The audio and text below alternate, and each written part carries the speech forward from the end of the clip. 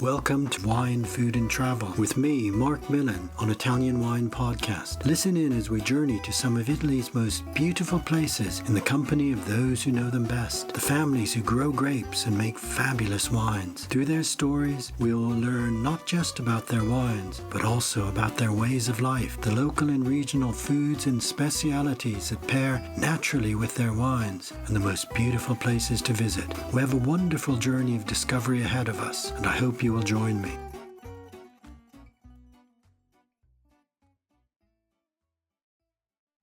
Welcome to Wine, Food and Travel with me, Marc Millon, on Italian Wine Podcast. Today we travel to the wine town of Barolo in Piemonte to meet with Valentina Abbona of the Marchesi di Barolo wine estate. Valentina, I'm delighted to be in touch with you again. Thank you for being my guest. How are you today? Hello, Marc. I'm wonderful, especially now that we are talking together. Thank you very much for this opportunity. Oh, no, it's great to hear you again. I really enjoyed meeting you in Verona earlier in the year. Valentina, can you tell us a little bit about where you are? I want our listeners who haven't been to Barolo before to get a picture of this special place where you are. Well, I'm glad you're describing it like that, because to me it's the most beautiful place in the world. But of course, that is because it's home. Barolo is a very tiny village in Piedmont, therefore in the northwest of Italy, and it sits within the Langhe area. The name Langhe, coming from the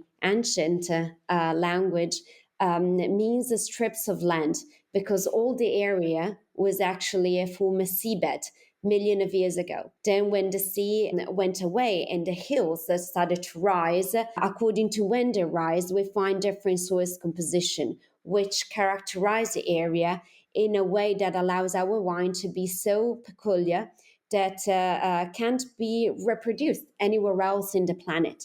So the position in which Barolo sits, because of the soil composition and because of the unique microclimate of the area, being surrounded by the high Alps, all the way up in the north, in the west, and also a little bit in the south, allow our grapes to perform in this unique way. Okay, so this picture you're painting of this complex territory with the Alps, Monviso, I imagine you can see from Barolo, the snow-covered mountains, and the wine hills of Barolo. Barolo, a very famous name, of course, but a very small town. Indeed, we are only 700 people. Wow, that's incredible. But yet is known all over the world because of the wines. Yeah, sure. Now, your family wine estate, Marchesi di Barolo, are located in historic cellars right in the center of the town, right by the Castello di Barolo. Indeed. The winery was born in the first half of the 1800s,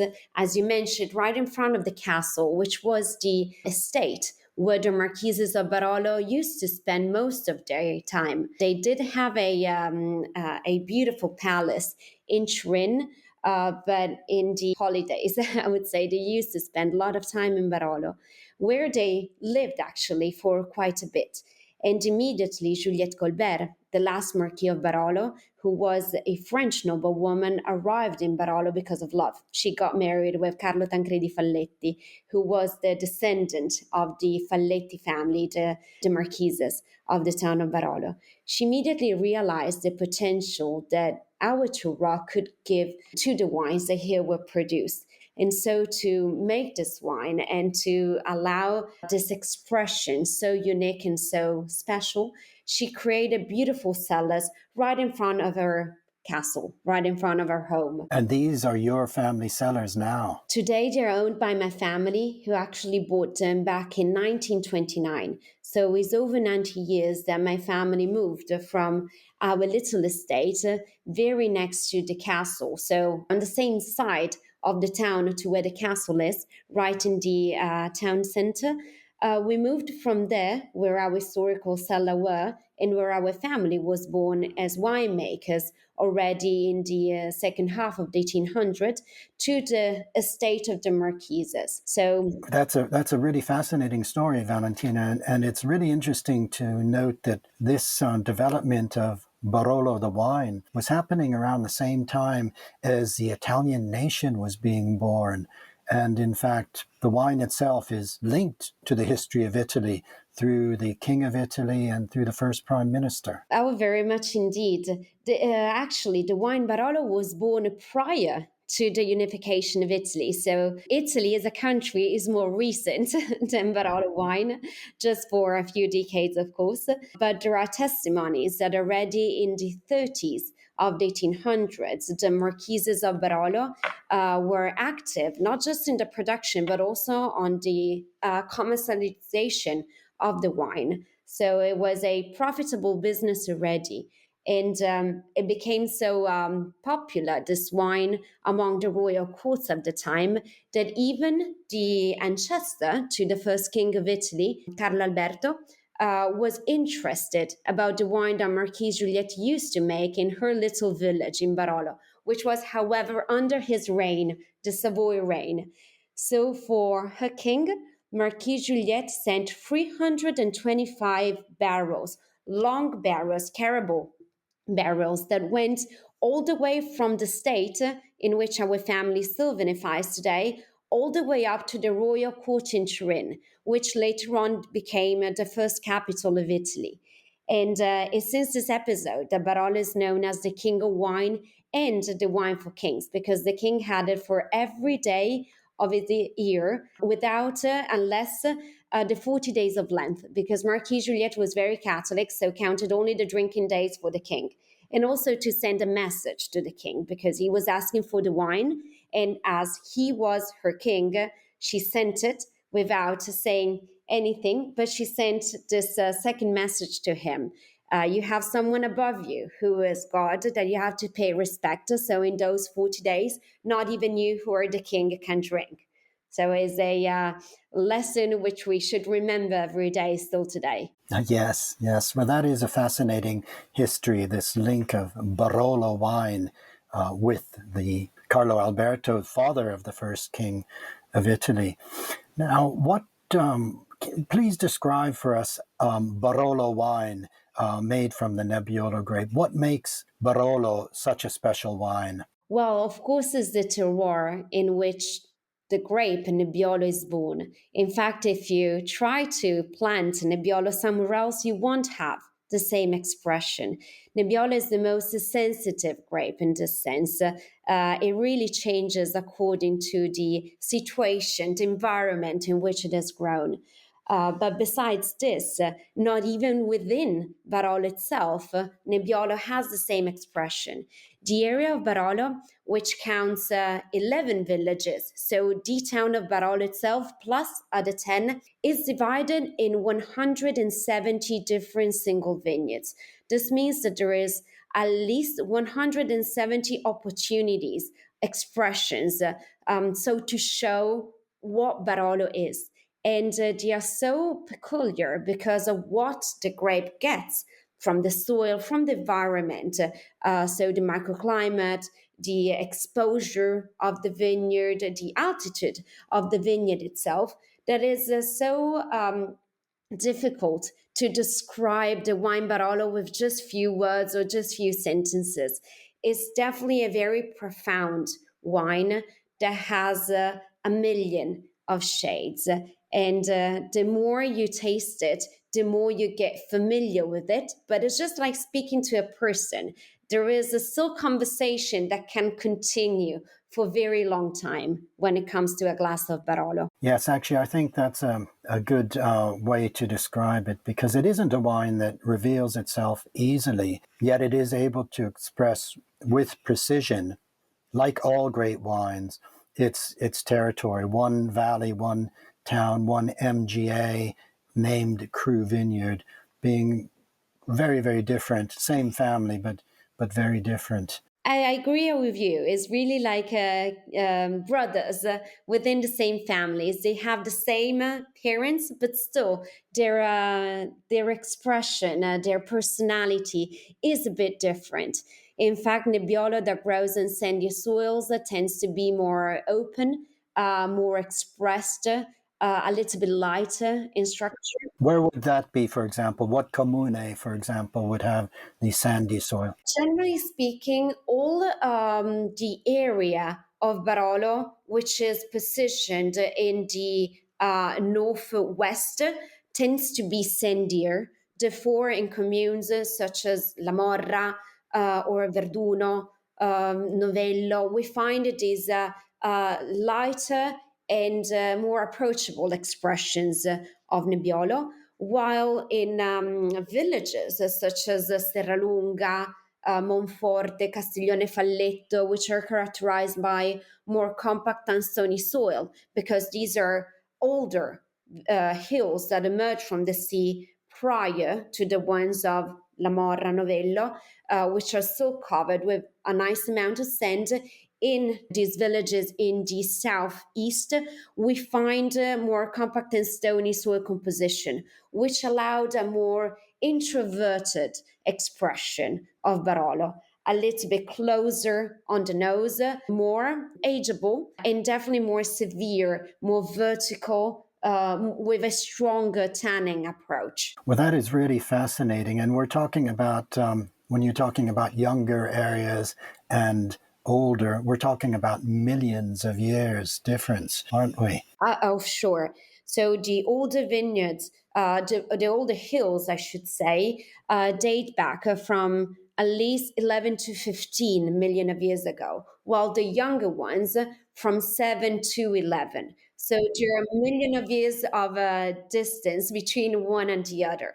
And even within these greater areas which we described, so the younger and the newer, of course, there are different, important differences between one hill and the other, just because they stand on different strips of line, as we were mentioning earlier. Yes. And actually, the Marchesi di Barolo, in your winery, you're able to express this because you have a fascinating range of cru wines that are from individual single vineyards. Well, we are in the town of Barolo, and that is what we want to represent the most, because we have the fortune, we have the luck to own vineyards within the same little village, as we were mentioning, only 700 people, but lots of expressions of Barolo from there. So even within a little town, we can show what is the peculiar expression that Nebbiolo can present from one to the other vineyard.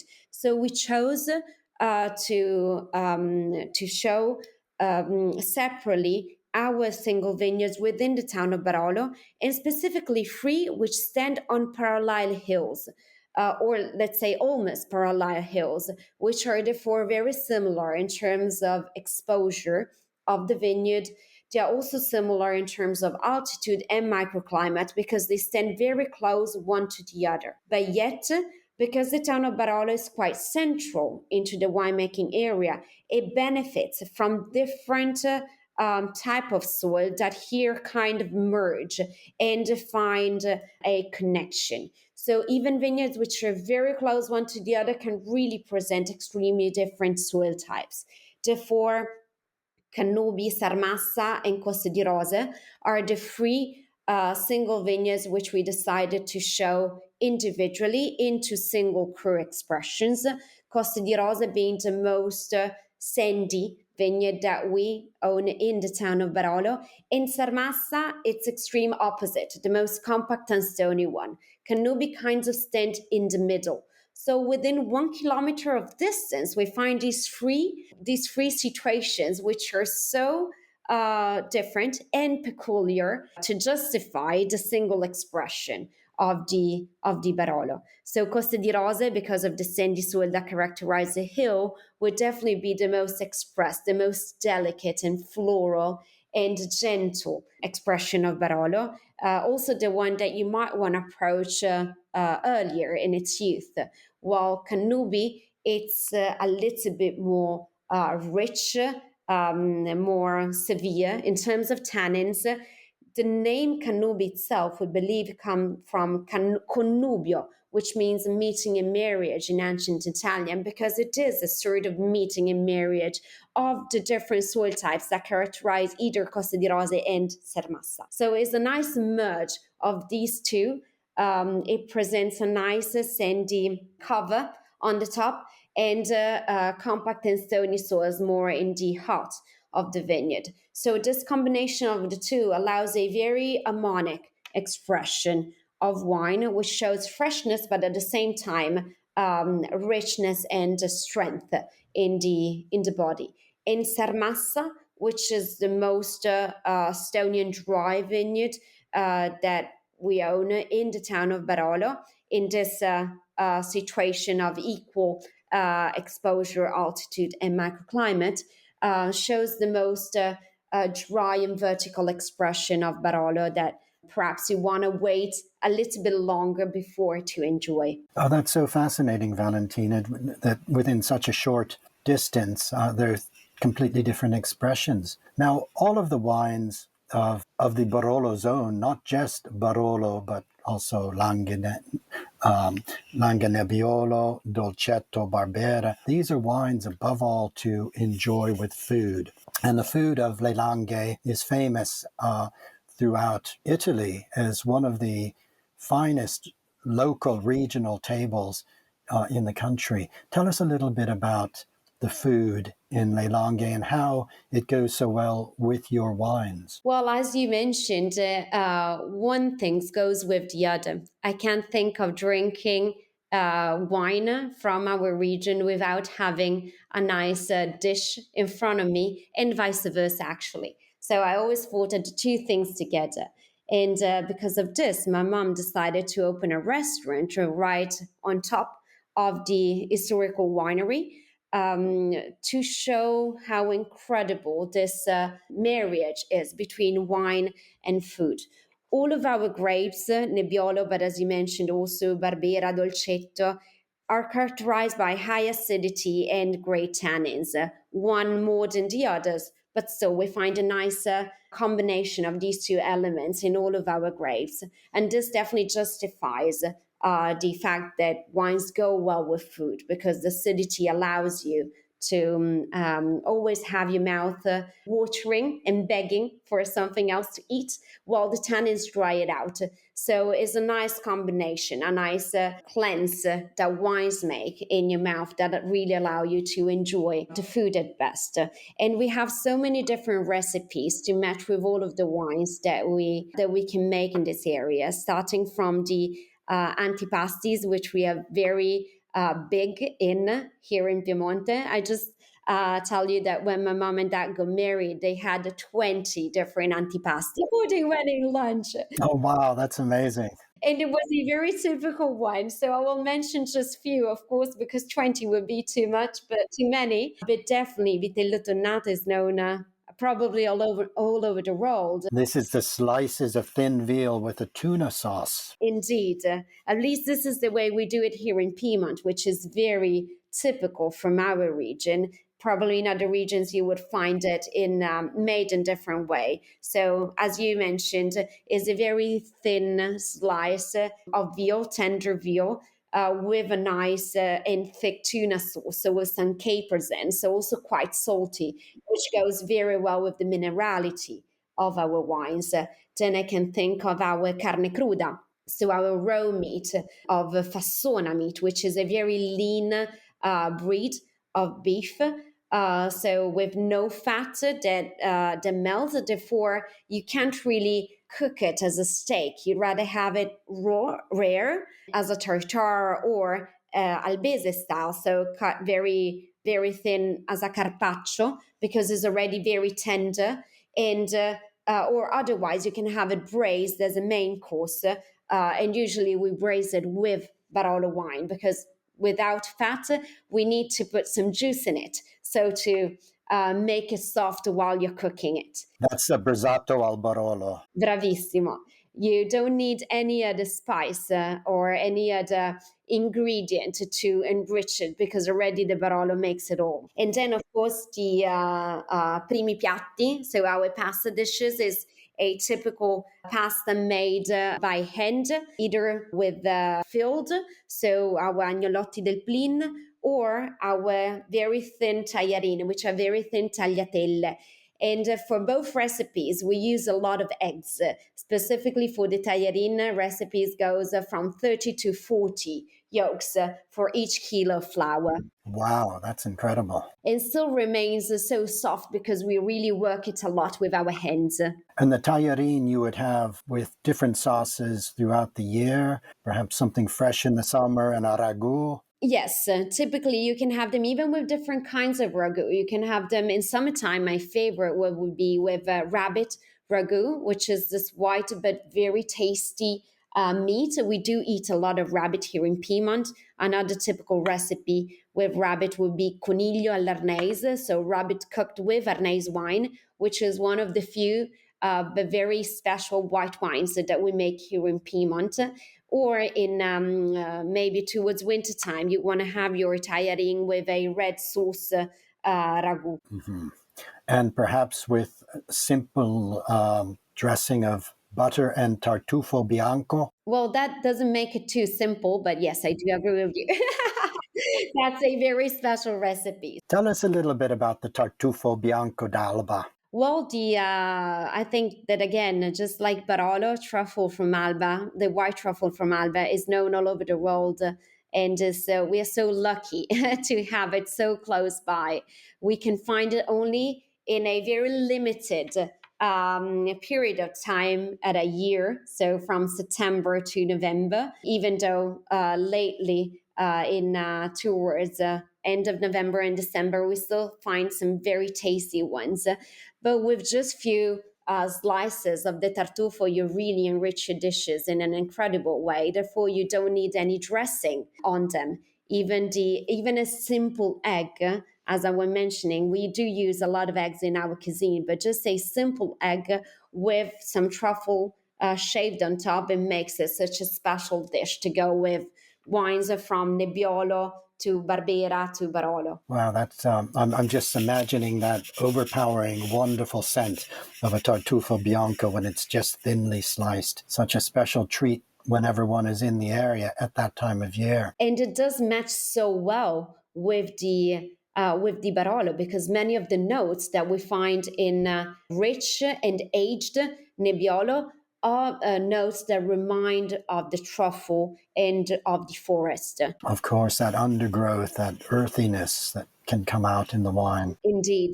Well, you've made me very hungry, and I know your restaurant is very welcoming. It's called La Foresteria, is that right? Well, that's the name that we give to it. It's the Foresteria dei Marchesi di Barolo. For me, it's just my mom's restaurant. There is no other better way to describe it. She used to be the cook there for many years, and now we have Walter since. Now is over 10 years, of course. It's around 14 years that Walter is with us and treat us with these typical dishes, simple, but at the same time, very rich in terms of taste to go with our wines.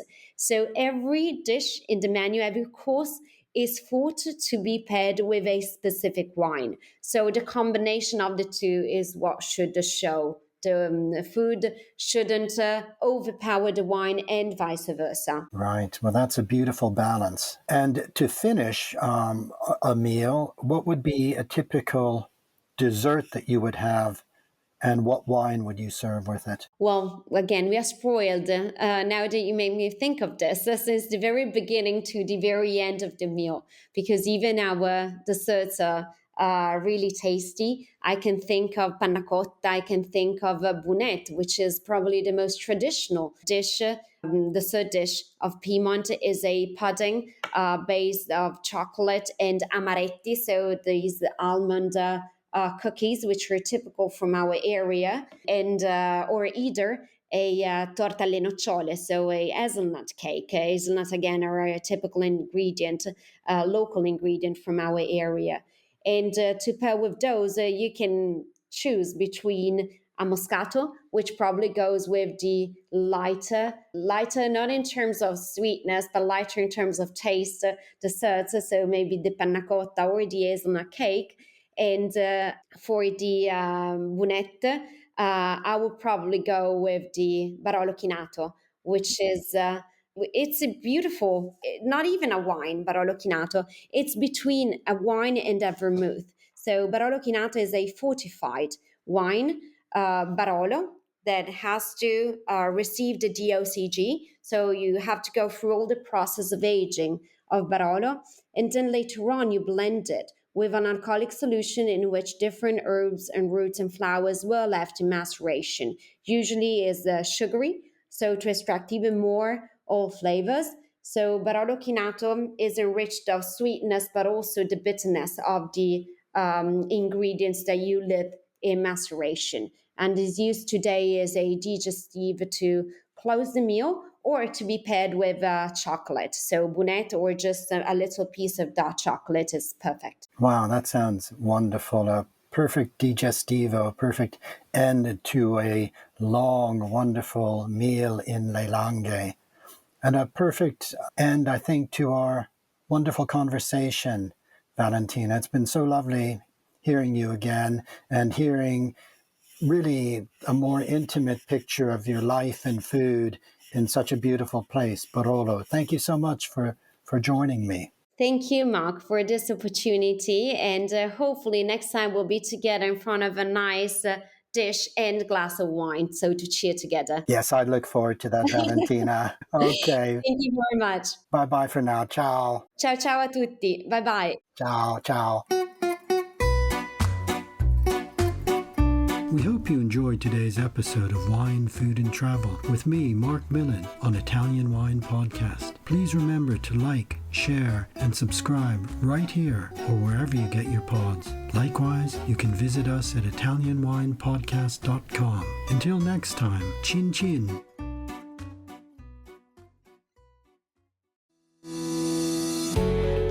Hi guys, I'm Joy Livingston and I am the producer of the Italian Wine Podcast. Thank you for listening. We are the only wine podcast that has been doing a daily show since the pandemic began. This is a labor of love and we are committed to bringing you free content every day. Of course, this takes time and effort, not to mention the cost of equipment, production, and editing. We would be grateful for your donations, suggestions, requests, and ideas. For more information on how to get in touch, go to ItalianWinePodcast.com.